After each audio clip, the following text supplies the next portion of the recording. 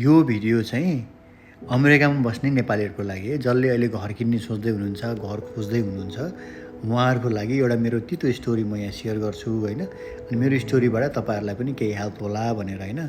तपाईँहरूले घर खोज्दै हुनुहुन्छ अमेरिकामा भने, घर किन्ने सोच्दै हुनुहुन्छ भने चाहिँ यो ब्रान्ड न्यू घर अनि यो टाउन हाउस, यो दुईवटा कुरा चाहिँ नकिन्नु होला। नयाँ घर पनि किन्दै नकिन्नु होला, एकदमै नयाँ घर आजको दिनमा होइन। अनि यो टाउन हाउस त झन् किन्दै नकिन्नु होला है। यो भयो के भने, यो मेरो घर देख्दै हुनुहुन्छ नि तपाईँले, मैले चाहिँ 2024 अप्रिलमा किनेको घर हो यो होइन। ठ्याक्कै 1 वर्ष भयो।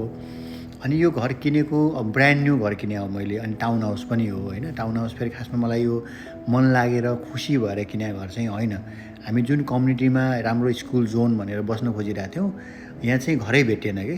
अब सिङ्गल होमै भेटिएन। नभेटिसके पछाडि एउटा कम्पनीले यहाँ बनाउँदै थियो यो घरहरू होइन। ठिकै छ, यसमै बस्दै गरौँ।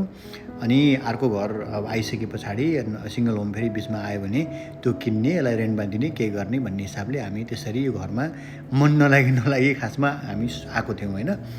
अनि सुरुको फ्यु मन्थ्स ठिकै थियो। त्यस पछाडि इस्युजहरू आउन थाल्यो। भयो के भने म तपाईँलाई देखाउँछु है। यस्तो क्र्याकहरू छ नि, यो सबै यो क्र्याकहरू, यो चाहिँ घरभरि छ यस्तो क्र्याकहरू होइन। घरमा यस्तो क्र्याकहरू उनीहरूले राम्रोसँग काम गरेन कि। नयाँ घरहरूको समस्या यस्तै हुन्छ होइन। सबै क्र्याकहरू, यो दुईवटा मात्रै भयो, यो 10, 12, 15 ठाउँमा यस्तो सबै क्र्याक छ होइन। अनि यो सबै तपाईँको हेर्नुहोस्, यो यस्तो होल छ। अब यो अहिले उनीहरूलाई मैले फोन गरेर भन्दाखेरि यो वारेन्टीले कभर गर्दैन भन्छ होइन। अब अर्को इस्यु तपाईँले हेर्नुहोस्, यो तपाईँको यो तलको पाउडर रुम हो होइन। यो चाहिँ तपाईँले यस्तो बनाएर गएको छ भर्खरै, 2-4 दिन मात्रै भयो। यो चाहिँ के भयो भने, यहाँ पानी लिक भएर कताबाट पानी आयो भने थाहा छैन।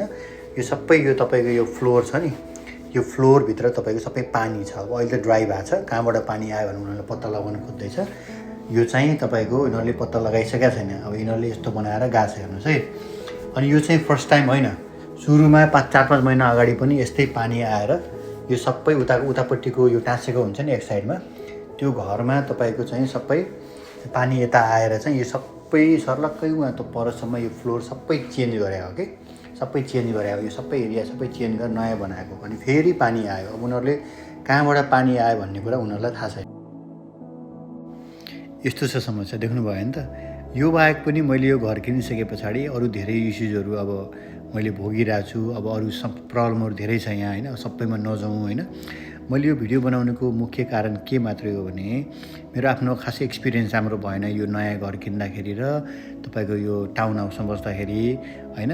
त्यो भएर मैले चाहिँ अरू कसैलाई पनि सजेस्ट चाहिँ गर्दिनँ। फेरि यो नयाँ घरमा यिनीहरूले जुन सामानहरू प्रयोग गरे हुन्छन् नि, त्यति राम्रो सामानहरू प्रयोग गरे हुँदैन रहेछ। अब यो कम्युनिटी बनाएको हुन्छ, 70-80वटा घर बनाएको छ।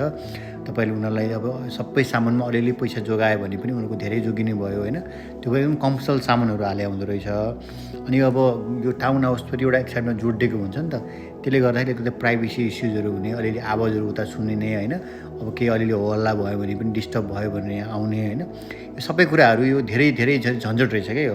त्यो भएर चाहिँ म चाहिँ कसैलाई पनि यो टाउन हाउस र यो नयाँ घर किन्न म सजेस्ट चाहिँ गर्दिनँ। अब सबैको एउटै एक्सपिरियन्स चाहिँ नहोला होइन। तपाईँहरूको पनि यस्तै मेरो जस्तै केही अनुभव छ, तपाईँहरूलाई पनि यो विषयमा केही कुराहरू थाहा छ भने चाहिँ कमेन्ट्समा आएर सेयर गर्नु होला। अरू त के भनौँ होइन। जोस् अब घर किन्नै छ भने अलिकति पुरानो, बरु 8-10 वर्ष, 10-15-20 वर्ष पुरानो घर किन्नुहोस्। अहिले इस्यु आएको भए पनि त्यो पहिले नै इस्यु सल्भ भइसकेको हुन्छ होइन। अब प्राइस पनि अलिकति सस्तो हुन्छ। अनि सामानहरू पनि अलिक पुरानो घरहरूमा, धेरै पुरानो पनि भन्न खोजे होइन, 10-12 वर्ष पुरानो घर किन्दा खासै फरक पर्दैन। अलिक सामानहरू बेटर हुन्छ, घर पनि बलियो हुन्छ जस्तो लाग्छ कि। अहिलेको नयाँ घरहरू त म त सजेस्टै गर्दिनँ। धन्यवाद।